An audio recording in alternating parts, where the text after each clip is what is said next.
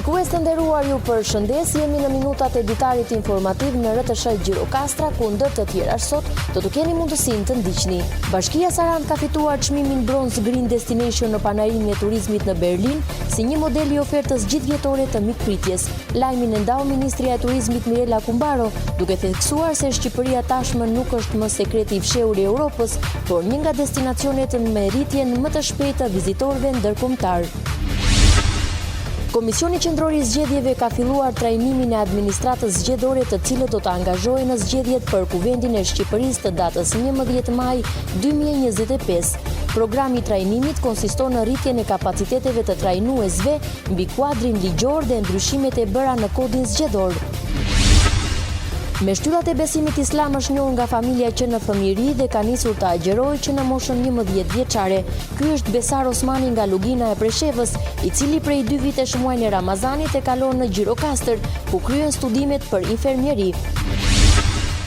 Në kuadër të festave të 7 dhe 8 marsit, artizanat Gjirokastrit ka nisur punën për realizimin e suvenireve me dedikime për festën e mësuesit dhe nënës. Interes të lartë kanë patur punimet në dru, me gdhëndje dhe pirografi. I njohim tani më gjërësisht. Bashkia Sarand ka fituar çmimin Bronze Green Destination në panajrinë e turizmit në Berlin si një model i ofertës gjithvjetore të mikpritjes. Lajmin e ndau ministria e turizmit Mirela Kumbaro, duke theksuar se Shqipëria tashmë nuk është më sekreti i fshehur i Europës, por një nga destinacionet me rritjen më të shpejtë të vizitorëve ndërkombëtar.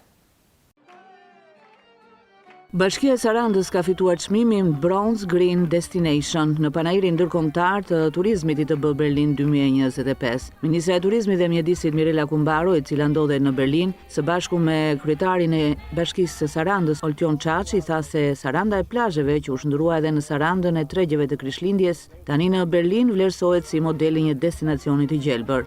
Sigurisht jemi jo vetëm vend i nderit, por jemi këtë vit me një stand gjigande ku mbi 100 tur operator, agjenci udhëtimi, hotele, destinacione të ndryshme janë prezent për të jo vetëm për të prezantuar, por edhe për të bërë kontratat në marrëveshjet B2B për turizmin shqiptar dhe për të rritur atë që ne kemi gjën më të rëndësishme. Standardet, numrin e vizitorëve, ama tek standardet qëndrueshmëria, të jemi eco-friendly, respekti për mjedisin është një ndër kriteret. Prandaj vim në këtë panajir edhe me një lajm tjetër shumë të mirë.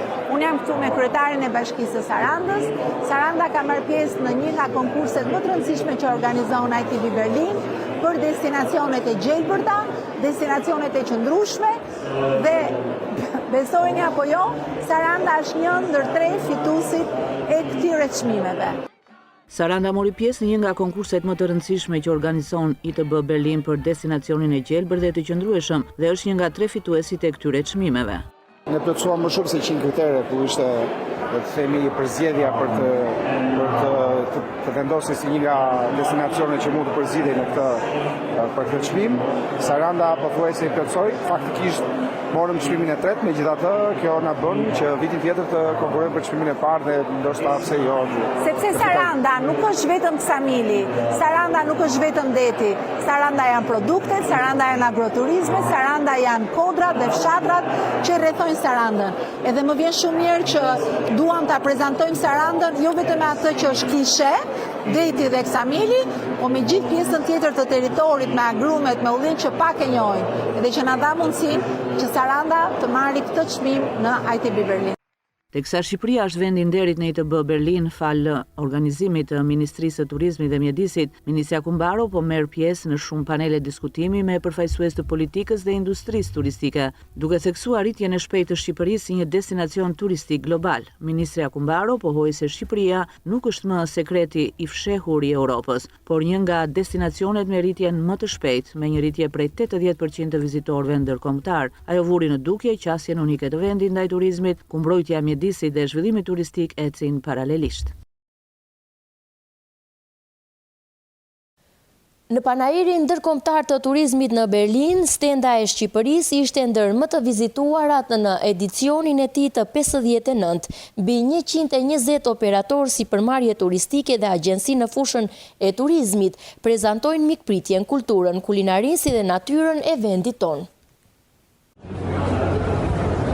Panairi ndërkombëtar i turizmit në Berlin është në edicionin e tij të 59 dhe Shqipëria kishte vendin e nderit në këtë sipërmarrje me rreth 170 vende pjesëmarrëse. Rreth 120 operatorë sipërmarrje turistike dhe agjenci në fushën e turizmit prezantojnë ofertat e tyre për Shqipërinë turistike me natyrën e mahnitshme, kulturën, kulinarinë dhe padyshim me mikpritjen.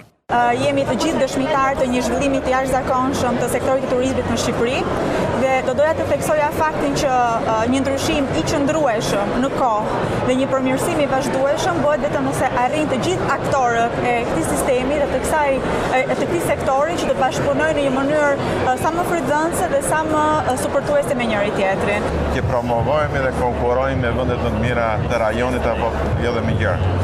Është për të përshëndetur dhe interesi që shumë i lartë. Ne si operator turistik i kemi takime B2B në çdo 10 minuta, pra interesi jo për individa apo për subjekte për të caktuar, por për Shqipërinë. Plot gjallëri me valle e këngë tradicionale, marrëveshjet finalizuara, stende Shqipërisë ishte ndër më të vizituarat e panairit ndërkombëtar të turizmit në Berlin.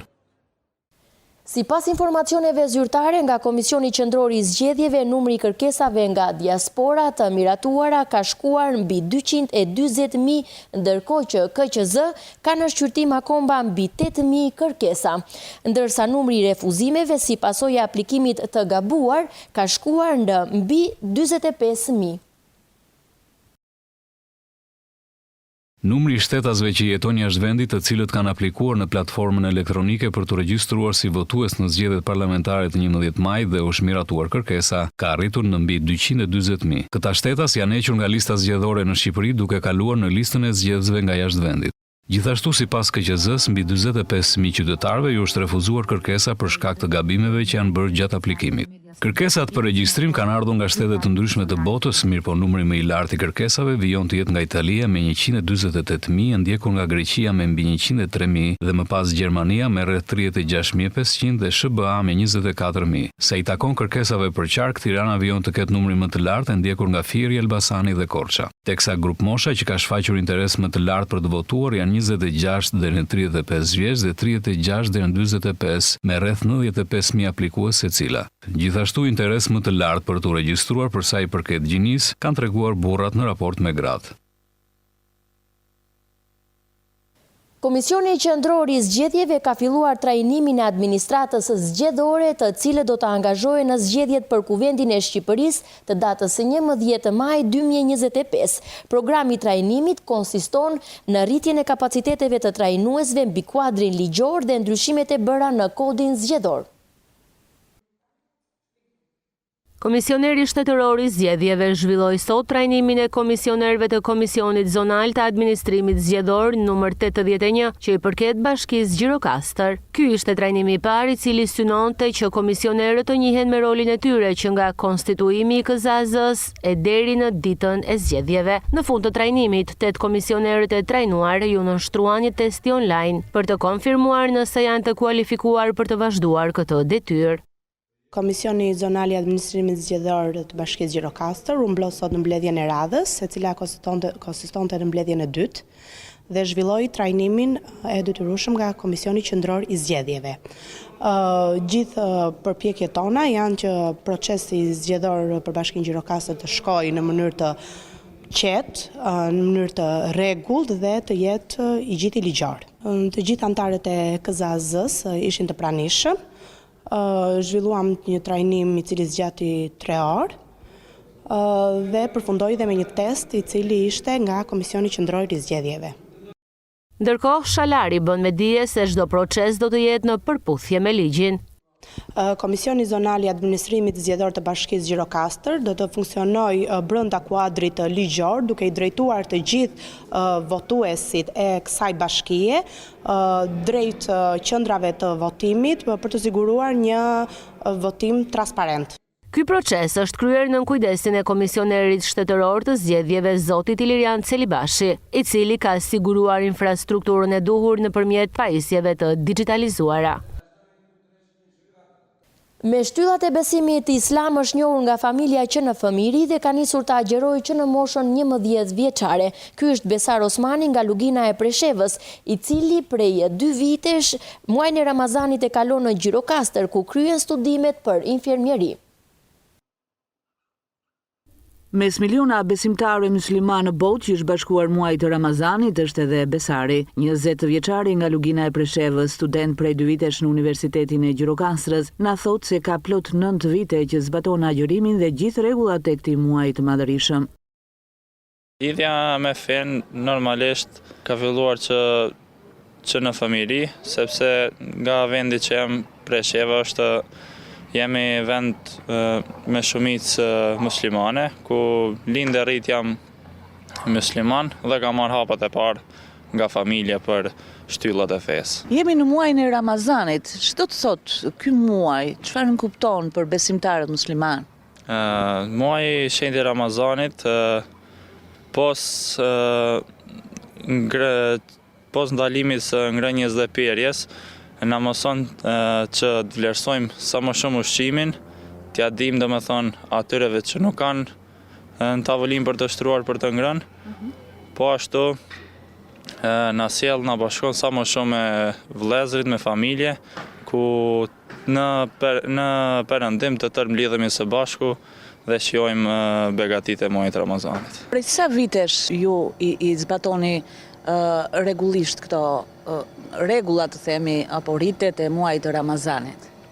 Që në moshë të vogël, pa xhiruar, me prindrit me qef kam pritur momentin e iftarit e ngritjes së syfirit, po në momentet që kam mbushur moshën që të kuptoj më shumë, të arrijë pjekurinë më të madhe, kemi filluar agjërimin saktësisht në moshën 11 vjeçare.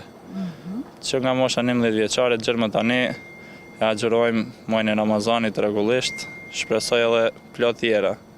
Të qenët larg familjes nuk e vështirëson agjërimin për të, madje iftarin që dikur e kalonte me familjen, sot ai e konsumon duke u mbledhur me vëllezërit musliman. Ju jeni student. A vështirësohet kjo mbajtja e agjërimit të paktën në momentin kur jeni dhe larg familjes? As pak. Jemi student, vemi në shkollë, e heqim mendjen fare nga uria, nga etja, e kalon shumë super. Sidomos edhe këto vjen xhami, bashkohesh me vëllezërit, falemi, lexojmë Kur'an, e pastaj hajmë me iftarin të tërë së bashku. Janë 2 vakte që konsumohen gjatë këtij muaji. Për vaktin e mëngjesit do doja të dija në çfarë ore çoheni dhe e konsumoni këtë vakt? Zakonisht orën 3:30, që më bëj gati ndonjë vakt të lehtë që ta kem sa më lehtë ditën agjërimin. Në 4 varet nga nata, 4:30, 4:40 e ndalojmë dhe kështu presim namazin e sabahut dhe fillojmë ditën e agjërimit. Pra çoheni, nuk flini më, Unë zakonisht fles se do jem në shkollë pastaj në mëngjes, pa gjumë problem. Fle, pastaj fillojmë ditën. Po iftari?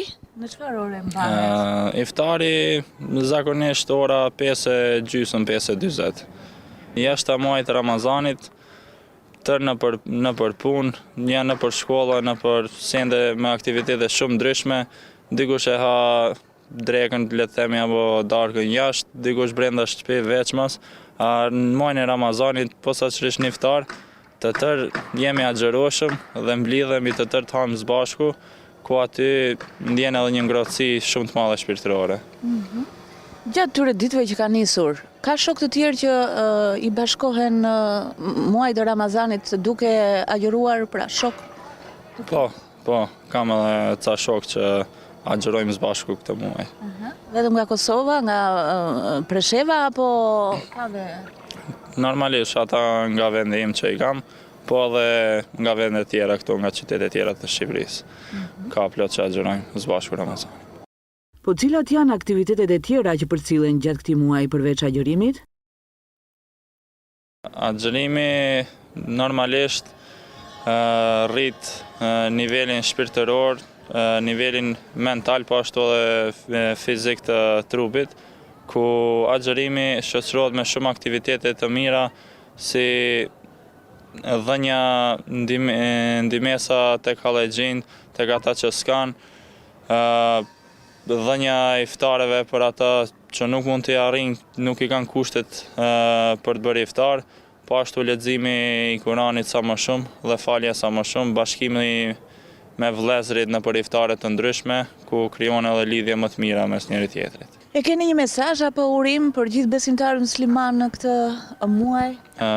Uroj për gjithë motra dhe vëllezërit e besimtarë kudo që janë, agjërim sa më të lehtë edhe dua të pranuara inshallah.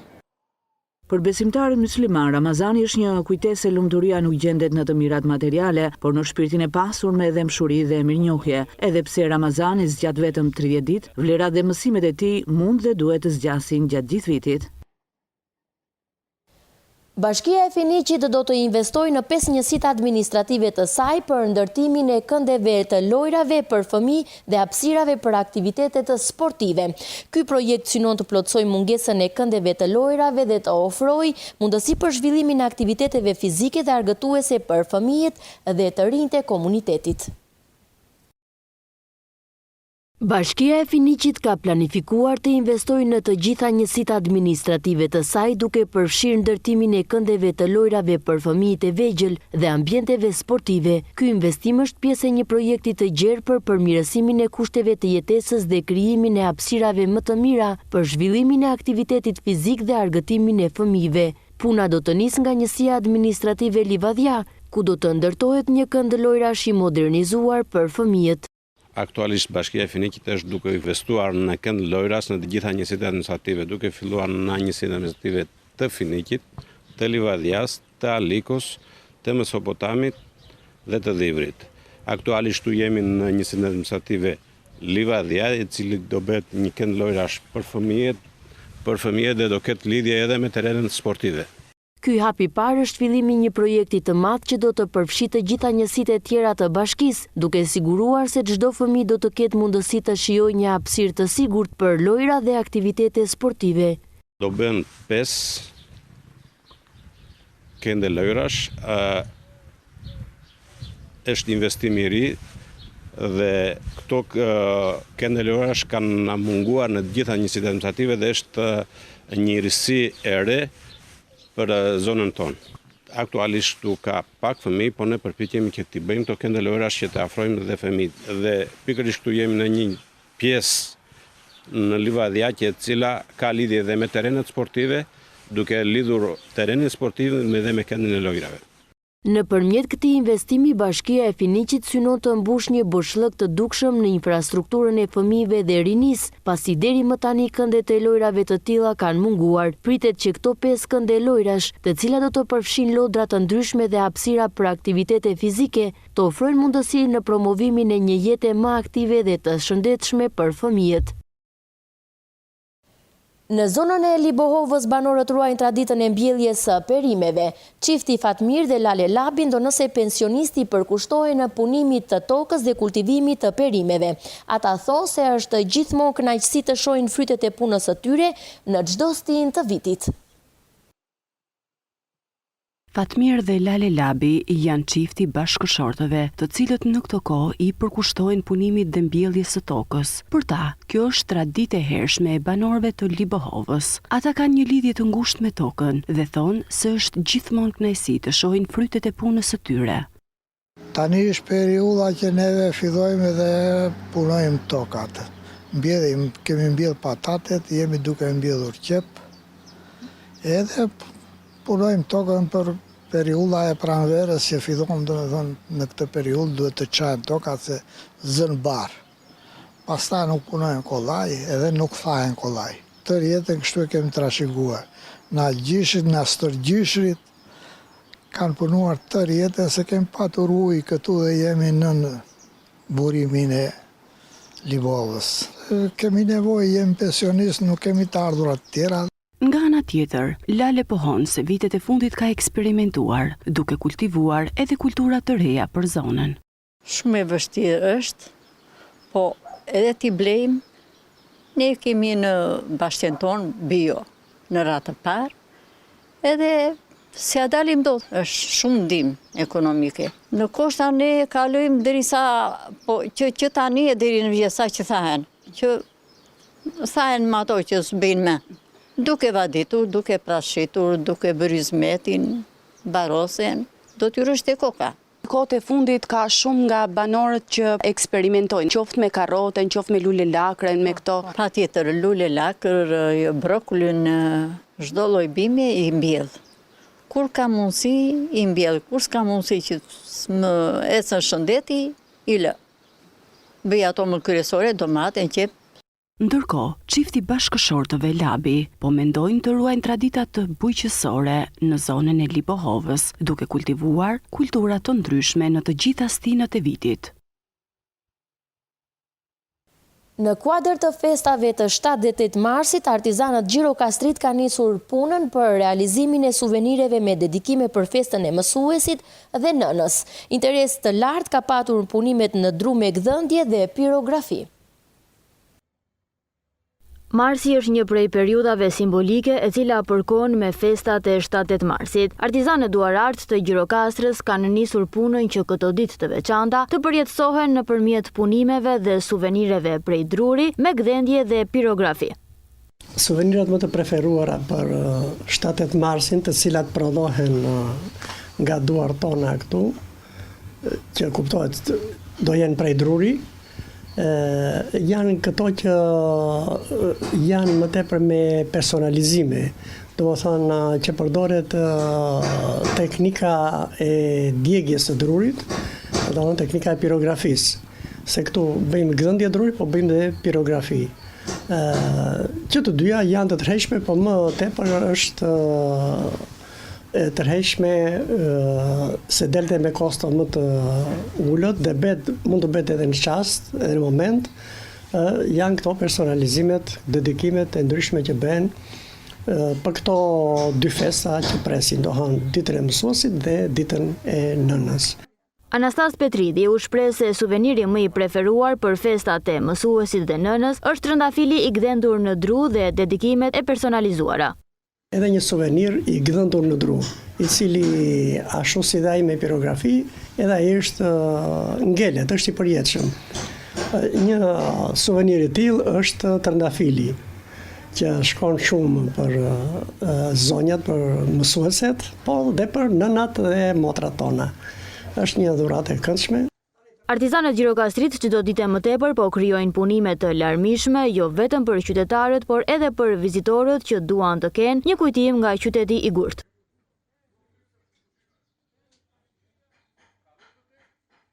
Ishim në minutat e ditarit informativ në RTS Gjirokastra. Unë ju falenderoj për vëmendjen, ju uroj shikim të këndshëm të programeve tona në vijim. Bashkë, miru pafshim.